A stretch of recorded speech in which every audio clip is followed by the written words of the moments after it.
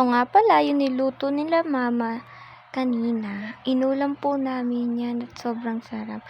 Meron tayo ditong kamatis, siling green, magic sarap, sinigang. And meron din tayong luya at sibuyas. At yung pechay. Ito nga pala yung isda, sinigang sa miso ang lulutuin natin ngayon. Meron tayo dito din bawang na hiniwa. At habang nagpapainit tayo ng mantika, antayin lang natin itong kumulo bago natin ilagay ang bawang. Inuuna po talaga ang bawang bago ang sibuyas. Ayan, haluin lang natin ang bawang nang hindi ito masunog. Haluin lang natin itong maigi ang bawang. Kailangan na hindi siya masunog.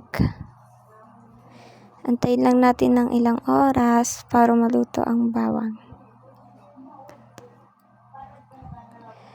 Ayan, malapit na siyang maluto.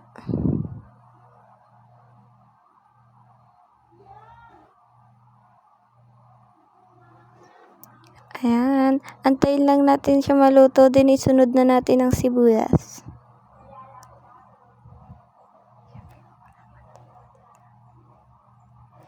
Ayan, haluin lang natin, huwag natin tigilan sa paghahalo.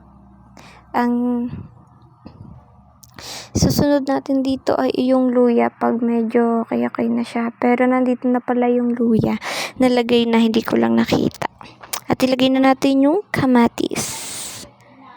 Hinugasan niya pala yung kamatis bago hiwain at ilagay dyan.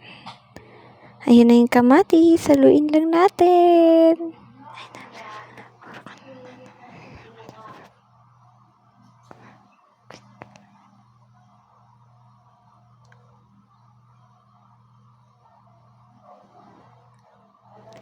Ayan. Antayin lang natin lumambot ang kamatis.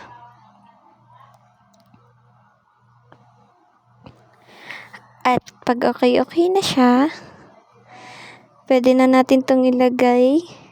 Pampasarap nga pala to. Kumbaga pampaasim siya sa sinigang sa miso.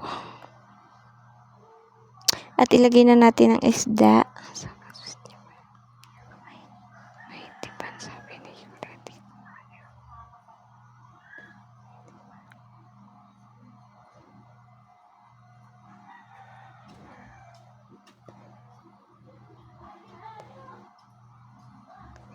At ayan na, kung makikita nyo nilagay ng isda, antayin na lang natin ito.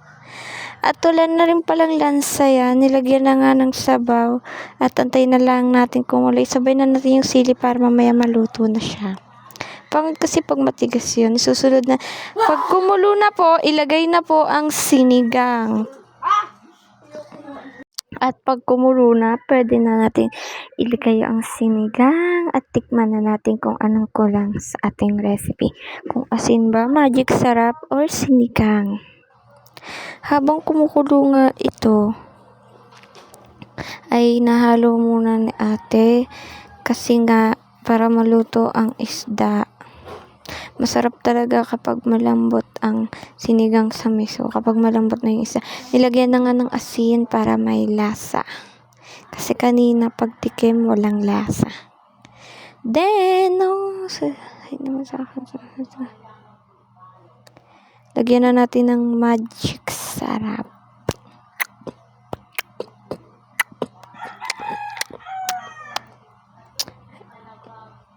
At haluin lang natin ito.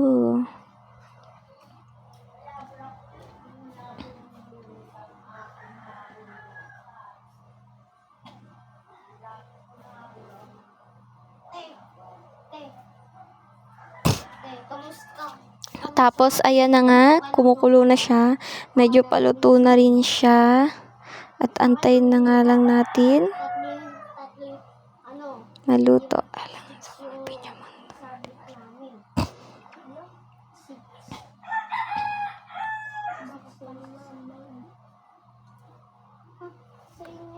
At ilagay na natin ang pechay. Sa huli na po yung pag lumuto na.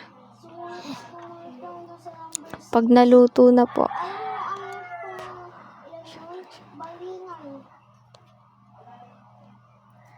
Pag nilagay na natin ng pechay,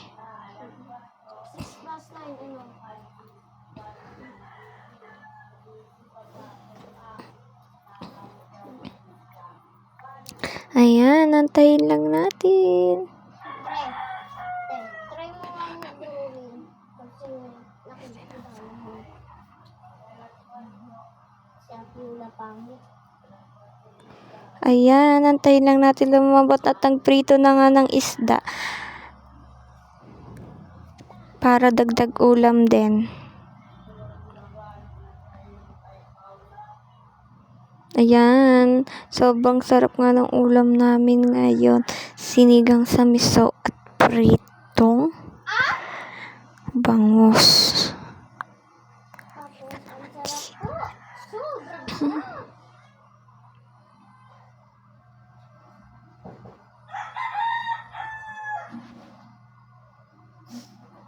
At ayan na po ang finish. Bye-bye. Thank you for watching.